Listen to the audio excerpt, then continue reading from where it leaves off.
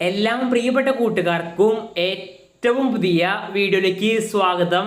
Second allotment സംബന്ധിച്ച് വളരെ പ്രധാനപ്പെട്ട കാര്യമാണ് ഈ വീഡിയോയിലൂടെ നിങ്ങളിലേക്ക് പങ്കുവെക്കാൻ പോകുന്നത്. വീഡിയോയിലേക്ക് പോകുന്നതിന് മുൻപ് ഇതുപോലെയുള്ള അപ്ഡേറ്റുകൾ യഥാക്രമം നിങ്ങളിലേക്ക് എത്തുവാൻ ഇപ്പോൾ തന്നെ ചാനൽ സബ്സ്ക്രൈബ് ചെയ്ത് വച്ചേക്കുക. അപ്പോൾ നമുക്ക് നേരെ വീഡിയോയിലേക്ക് പോകാം. ഈ വർഷത്തെ ടീമിന്റെ സെക്കൻഡ് അലോട്ട്മെന്റ് എന്നത്തേക്ക് ഉണ്ടാകുമെന്ന് നിരവധി കുട്ടികൾ സംശയങ്ങൾ ചോദിച്ചിരുന്നു.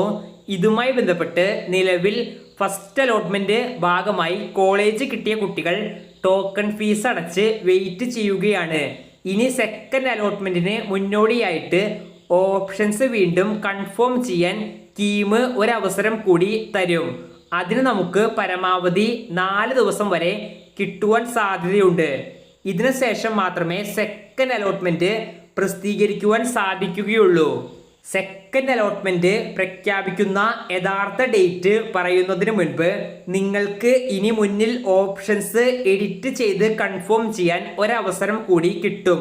അത് എളുപ്പത്തിൽ എങ്ങനെ ചെയ്യാം, കോമൺ ആയിട്ട് വരുന്ന മിസ്റ്റേക്സ് ഏതൊക്കെയാണ്, അതെങ്ങനെ കൃത്യമായി തന്നെ അകറ്റി നിർത്താം എന്നൊക്കെ അറിയുവാൻ കോളേജ് ദോസ് എന്ന പ്ലാറ്റ്ഫോം അവരുടെ സ്വന്തം വാട്സപ്പ് ബോട്ടിലൂടെ അവസരം നൽകുന്നുണ്ട്.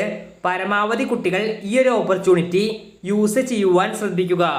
സെക്കൻഡ് അലോട്ട്മെന്റ് സംബന്ധിച്ച് നമുക്ക് കിട്ടിയ പുതിയ വിവരങ്ങൾ അനുസരിച്ച് ജൂലൈ 20 മുൻപായി തന്നെ പ്രഖ്യാപിക്കാനാണ് എൻട്രൻസ് കമ്മീഷണറുടെ ഇപ്പോഴത്തെ കണക്കുകൂട്ടൽ.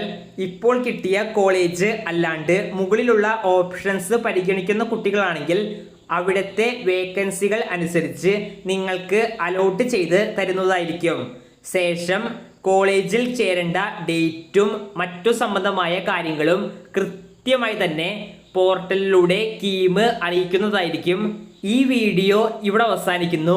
സെക്കൻഡ് അലോട്ട്മെന്റിന് മുന്നോടിയായിട്ട് തന്നെ നിരവധി അധികം കാര്യങ്ങൾ നിങ്ങളിലേക്ക് എത്തുവാനുണ്ട്. അത് കൃത്യമായി തന്നെ നിങ്ങളിലേക്ക് എത്തുവാൻ ഇപ്പോൾ തന്നെ ചാനൽ സബ്സ്ക്രൈബ് ചെയ്ത് വച്ചേക്കുക. ഒപ്പം കോളേജ് ദോസ് എന്ന പ്ലാറ്റ്ഫോം യൂസ് ചെയ്യുവാനും ശ്രദ്ധിക്കുക. നന്ദി.